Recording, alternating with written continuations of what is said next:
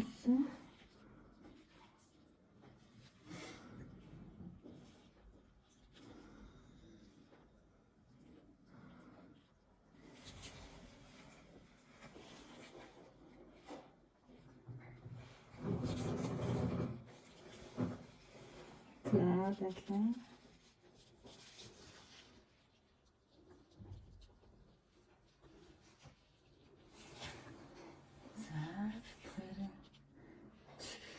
Дадлаа. Чихний ардлаас гарч байгаа батаа байна.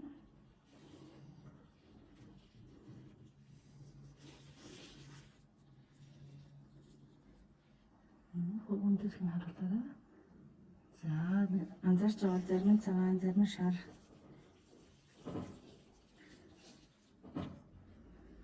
Өнгөтэй байлаа. За